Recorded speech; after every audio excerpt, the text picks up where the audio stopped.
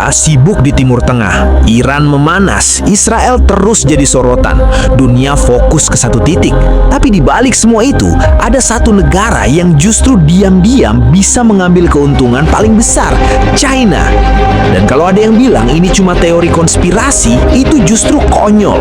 Karena sejarah dunia selalu menunjukkan satu pola yang sama. Saat negara besar sibuk di satu konflik, musuhnya sering memanfaatkan celah di tempat lain. Dan sekarang, banyak analis mulai khawatir China sedang melihat Taiwan sebagai peluang. Di saat Amerika mengirim kapal perang, rudal, dan perhatian penuh ke Timur Tengah, China justru terus meningkatkan tekanan di sekitar Taiwan. Pesawat tempur masuk ke zona pertahanan udara Taiwan, kapal perang mondar-mandir, latihan militer makin intens. Bahkan ada laporan soal drone-drone bekas pesawat tempur yang mulai diposisikan untuk simulasi perang modern. Ini yang disebut anomali geopolitik. Dunia melihat ke satu arah, tapi ancaman datang dari arah yang berbeda. Banyak orang masih naif.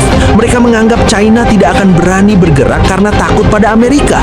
Padahal, justru di saat seperti inilah peluang itu muncul.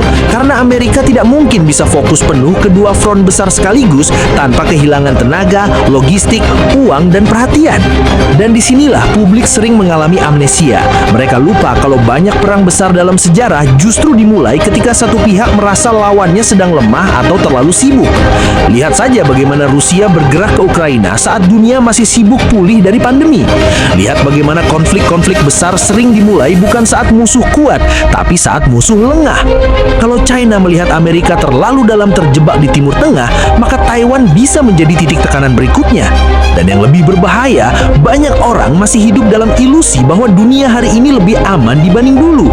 Seolah-olah perang besar tidak mungkin terjadi karena ekonomi global saling terhubung. Padahal, justru karena dunia saling terhubung, dampaknya bisa lebih parah. Taiwan bukan cuma pulau kecil. Taiwan adalah pusat industri chip dunia. Hampir semua teknologi modern bergantung pada chip dari Taiwan. Mulai dari HP, laptop, mobil, televisi, sampai alat militer. Kalau Taiwan terganggu, dunia bisa langsung kacau. Harga elektronik bisa naik, produksi mobil bisa terganggu, industri teknologi bisa lumpuh. Bahkan negara-negara besar bisa berebutan pasokan chip seperti orang rebutan minyak di masa lalu.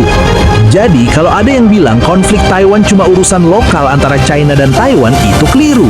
Itu sama saja seperti bilang kebakaran di dapur tidak akan mempengaruhi seluruh rumah.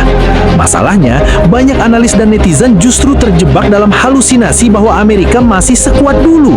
Seolah-olah Amerika bisa menangani Iran, mendukung Israel, menjaga Eropa, menahan Rusia, dan sekaligus menghalangi China di Asia.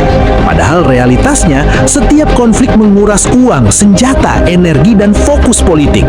Amerika memang masih sangat kuat, tapi kekuatan sebesar apapun tetap punya batas. Dan China tahu itu. China tidak perlu langsung menyerang Taiwan besok pagi. China hanya perlu meningkatkan tekanan sedikit demi sedikit, membuat Taiwan lelah, membuat Amerika bingung, membuat investor panik, membuat ekonomi global goyah. Itulah strategi modern. Bukan selalu perang besar dengan bom dan rudal, tapi perang psikologis, tekanan ekonomi, dan ketakutan. Karena ketika pasar panik, ketika harga naik, ketika perusahaan mulai takut investasi, maka China sudah mendapatkan sebagian kemenangan tanpa harus melepaskan satu peluru pun. Dan ironisnya, banyak orang masih menganggap semua ini cuma sandiwara.